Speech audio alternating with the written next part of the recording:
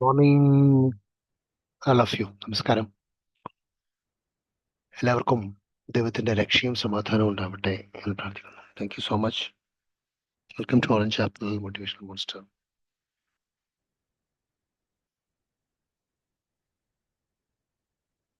എനിക്കിപ്പോൾ കുറേ പ്രായമൊക്കെ ആയില്ലേ, ഞാൻ ഒരു ഫോക്കസ് ചെയ്യേണ്ട ഒരു സമയമല്ല. എനിക്കിങ്ങനെ ഫോക്കസ് ചെയ്യാൻ പറ്റുന്നില്ല. ചില ആൾക്കാർ പറയും എനിക്ക് ഒന്നിലും ഫോക്കസ്ഡ് അല്ല, അല്ലെങ്കിൽ എനിക്ക് കൃത്യമായി ഒന്നും ഫോക്കസ് ചെയ്യാൻ പറ്റുന്നില്ല. പ്രായമില്ലാത്ത ആളുകളും പറയും. എന്തുകൊണ്ടാണ് ഫോക്കസ് ചെയ്യാൻ പറ്റാത്തത്? പല ആളുകളും പൊതുവെ ഒരു കൺവിൻസിങ്ങിന് വേണ്ടിയിട്ടെങ്കിലും പറയാൻ ശ്രമിക്കാറുണ്ടാവും. നിങ്ങൾ ശ്രദ്ധിച്ചാൽ മതി, സൊസൈറ്റിയിൽ അങ്ങനെ ഒരുപാട് കാര്യങ്ങൾ ശ്രദ്ധിക്കുമ്പം ഏതാണ് എന്താണെന്നൊന്നും അങ്ങനെ ഒരു കൺഫ്യൂഷൻ അത് ആർക്കും സംഭവിക്കാവുന്നതാണ്.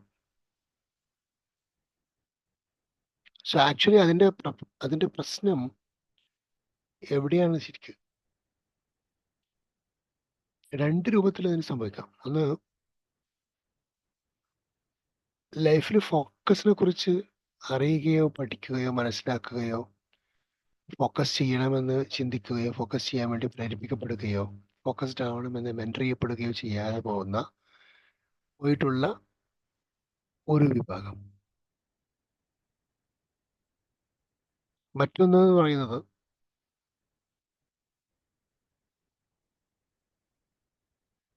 ഫോക്കസ്ഡ് ആവാൻ വേണ്ടി ശ്രമിച്ചിട്ടും ഫോക്കസ്ഡ് ആവാൻ പറ്റാതെ പോകുന്നത്. അപ്പൊ ഈ അറിയാത്ത ആളുകൾ, പഠിപ്പിക്കപ്പെടാത്ത ആളുകളെ സംബന്ധിച്ചിടത്തോളം, അവർ അറിയുകയോ പഠിപ്പിക്കപ്പെടുകയോ ചെയ്താൽ ഒരു പക്ഷെ അവർ ഫോക്കസ്ഡ് ആവണം എന്ന് അവർക്ക് മനസ്സിലാവും. വേറൊരു വിഭാഗമുണ്ട്, മൾട്ടി ഫോക്കസ്ഡ് ആവണം ലൈഫിൽ എന്ന് ചിന്തിക്കുന്ന ആളുകൾ. അങ്ങനെയുള്ള ആളുകൾ എപ്പോഴും കാണാം.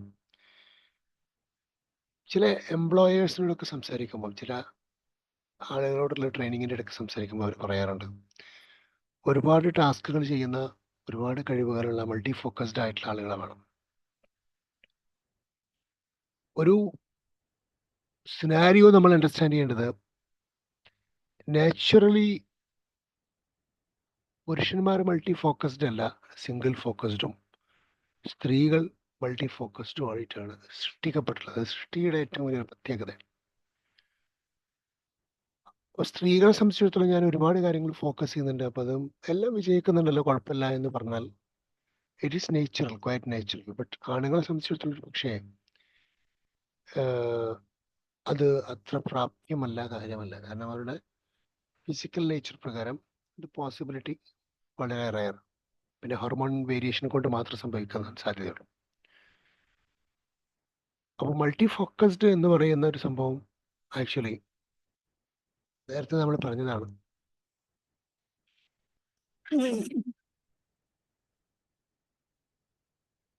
ഇല്ല തന്നെ.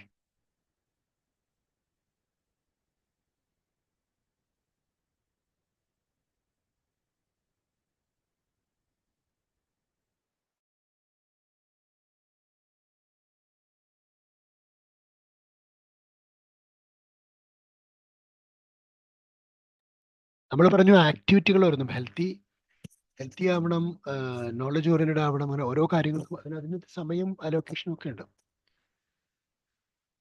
അപ്പോൾ ഫോക്കസ് ചെയ്യാൻ പറ്റുന്നില്ല എന്ന് പറഞ്ഞാൽ വീക്കറായിട്ടുള്ള ഗോൾ, വളരെ വീക്കായിട്ടുള്ള ഗോള്, വളരെ സീരിയസ്നെസ്, ലെസ്സർ സീരിയസ്നെസ്, കൺസിഡറേഷൻസ് എല്ലാം കുറവായിരിക്കും അത്തരം ആളുകൾക്ക്. അവരുടെ ഫോക്കസ് വളരെ ലെസ്സറുമായിരിക്കും. ലൈഫിന്റെ ഫോക്കസ് എന്ന് പറഞ്ഞാൽ നമ്മൾ പലപ്പോഴും പറയാനുള്ള പോലെ ഇന്നത്തത് ഇന്ന് കഴിയട്ടെ, നാളത്തത് നാളെ നോക്കാം എന്ന് പറയുന്ന അതിനെ ഫോക്കസ് എന്ന് ഒരു ആചാര്യന്മാരും ഒരു ഫിലോസഫി ലീഡേഴ്സും പറഞ്ഞിട്ടില്ല. You have to look up. പിന്നീടുള്ള കാര്യങ്ങൾ നിങ്ങൾ ശ്രദ്ധിച്ചേ പറ്റൂ എന്നുള്ളതാണ്.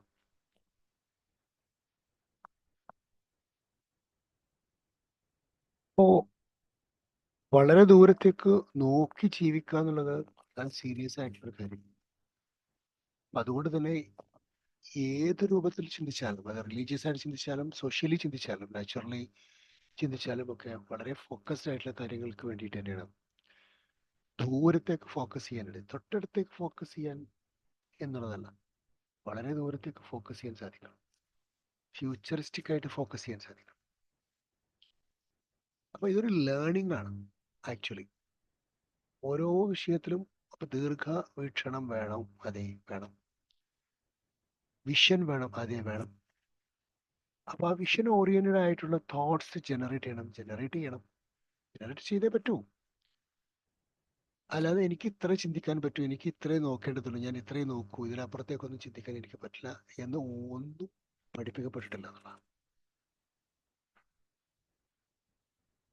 അപ്പോ നമ്മള് അതിന് മാത്രം ഡെവലപ്പ് തോട്ട്സ് കൊണ്ട് നമ്മൾ അതിന് മാത്രം ഡെവലപ്പ് ചെയ്യുന്നില്ലെങ്കിൽ we have to sit with our mentor. നമ്മൾ മെന്ററുമായിട്ട് ഇരിക്കുക, എന്നിട്ട് പറയാം I need more focused dreams and goals. എനിക്കിങ്ങനെ വളരെ ചെറിയ ത്രെഷോൾഡ് ഗോൾസ് മാത്രമേ ഞാൻ വർക്ക് ചെയ്യിക്കുന്നുള്ളൂ. ഇപ്പൊ കാണുന്ന, ഇന്ന് കാണുന്ന എന്തെങ്കിലും ഉള്ളൂ, അല്ലാതെ എനിക്ക് അപ്പുറത്തേക്കൊന്നും. സോ എവിടെയാണ് lack of seriousness in life സംഭവിച്ചിട്ടുള്ളത് അത് കണ്ടെത്താൻ പറ്റും. അതിനനുസൃതമായിട്ടുള്ള പ്ലാനിങ്ങും തോട്ട്സും വിഷനും ഒക്കെ ജനറേറ്റ് ചെയ്താൽ ഒരു സീരിയസ് ആയിട്ടുള്ള ഗോൾ ഫൈൻഡ് ഔട്ട് ചെയ്യാൻ പറ്റും. അതിനെ ബേസ് ചെയ്തിട്ടായിരിക്കും നമ്മളുടെ ഈ ഷോർട്ട് ഫോക്കസിങ്ങോ അല്ലെങ്കിൽ മൾട്ടി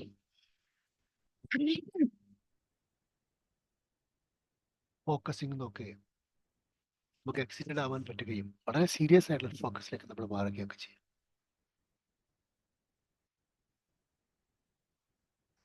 സോ അപ്പോൾ പലപ്പോഴും മെന്റേഴ്സ് ഇല്ല എന്നുള്ളത് വലിയൊരു ഫെയിലിയറാണ്. പെയ്ഡ് മെന്റേഴ്സ് ആയിരുന്നാലും കഴിയുന്നതും പെയ്ഡ് മെന്റേഴ്സിനെയാണ് വെക്കാം, ഫ്രീ മെന്റേഴ്സിനെ എടുക്കരുത്. നമ്മൾ എപ്പോഴും എല്ലാവരോടും പറയാറുണ്ട്, ഫ്രീ മെന്റേഴ്സിനെയൊക്കെ ഞാൻ കാണാൻ വേണ്ടി പോകുന്ന സമയത്ത് കാണാൻ ബുദ്ധിമുട്ടാണ്. അവർക്കൊക്കെ സമയം ഉണ്ടെങ്കിൽ നമുക്ക് കാണാൻ പറ്റും. പെയ്ഡ് മെന്റേഴ്സാണ് ഏറ്റവും നല്ലത്. അവർക്ക് മെന്റർഷിപ്പിന് വേണ്ടിയിട്ട് ഒരു പേയ്മെന്റ് കൊടുക്കും. ഞാൻ എൻ്റെ ഡിജിറ്റൽ കോച്ച് അദ്ദേഹം 4 വർഷം മറ്റും ആയിപ്പോൾ ഇയർലി ഒരു പേയ്മെന്റ് കൊടുക്കുന്നുണ്ട്. വീക്കിലി 1-2 തവണ അദ്ദേഹത്തിന് ഓൺലൈനിൽ മീറ്റ് ചെയ്യാൻ റെഗുലർ ആയിട്ട് ടൈം ഉണ്ട്. അങ്ങനെ വേറെ മെന്റേഴ്സിനൊക്കെ. അപ്പൊ പെയ്ഡ് മെന്റേഴ്സ് ആണ് ആക്ച്വലി ലൈഫ് ഗ്രോ ചെയ്യുന്നത്. അതിന് സാധിക്കുമെങ്കിൽ അതാണ് ഏറ്റവും നല്ലത് എന്നാണ് advisable. So try to do such mentorship for finding or fine tune the goals. Then the focus will be more clear and powerful. അപ്പൊ എന്താ എനിക്ക് ഫോക്കസ് ചെയ്യാൻ പറ്റാത്തത്? പ്രയോറിറ്റി അനുസരിച്ചാണ് നിങ്ങൾ ഫോക്കസ് ചെയ്യുന്നത്. നിങ്ങൾ തന്നെ ചെക്ക് ചെയ്ത് നോക്കൂ. നിങ്ങളുടെ കറണ്ട് പ്രയോറിറ്റി വളരെ മാൻഡേറ്ററി ആയിരിക്കും.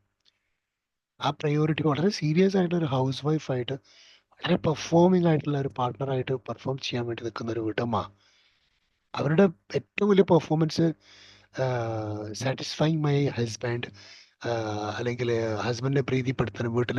അപ്പം അതുമായി ബന്ധപ്പെട്ടുള്ള പ്രയോറിറ്റി അവർ മെയിൻറ്റെയിൻ ചെയ്യുമ്പം അവരുടെ ആ പ്രയോറിറ്റിയിൽ അവർ നിൽക്കും. അപ്പം അതിനവർ ഏറ്റവും പ്രയോറിറ്റി ഓറിയൻറ്റഡ് ആണ് പലപ്പോഴും ഗോളും ഫോക്കസും ഒക്കെ വരുന്നത് എന്നുള്ളതാണ്.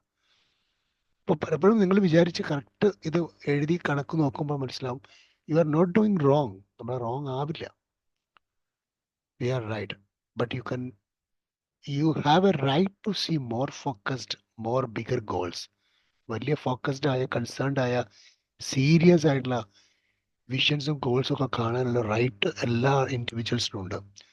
Try to think like that and allocate few more time for that also. So wishing you all the very best and have a great day and God bless. Thank you so much. I love you all.